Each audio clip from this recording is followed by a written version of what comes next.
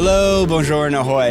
Yesterday evening, the 2025 GLOBSEC award ceremony and gala dinner were held at Prague Castle, where European Commissioner for Defense and Industry and Space Andrius Kubilius and National Security Advisor and Ambassador Thomas Poyar received the GLOBSEC award.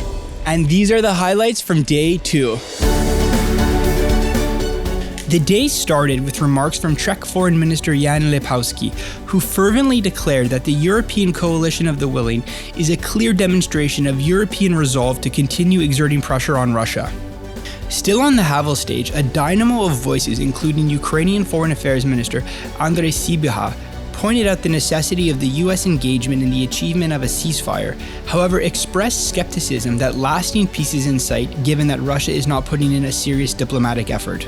Against the backdrop of a global interconnected security system, voices from Europe and Asia discussed the parallels between Ukraine and Taiwan as testbeds for expansionism of contesting powers, with Taiwan potentially bearing even more risk of a global conflict. A fiery exchange outlined a balancing act between EU membership ambitions and not cutting deeply felt ties with Russia, which mixes up a lot of emotions in the accession process.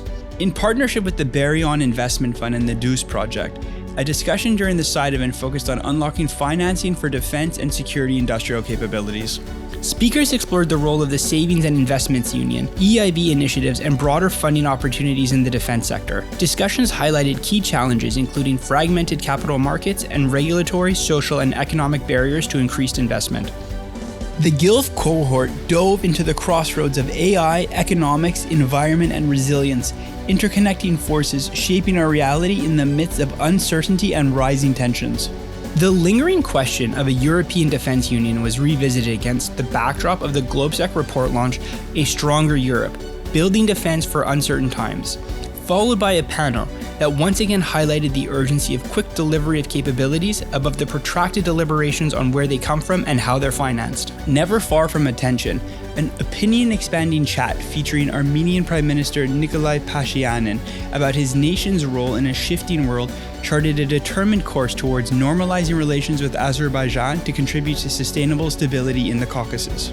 A panel of senior supporters of Ukraine, including Estonian Foreign Minister Margus Chatnaka, framed the increasing of defense spending as an investment into the larger context of security guarantees for Ukraine given the interconnectedness of security in Europe.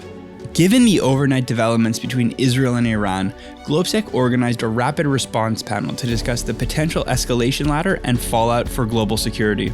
The updates and big news doesn't stop coming, but we're not done yet. See you on day 3.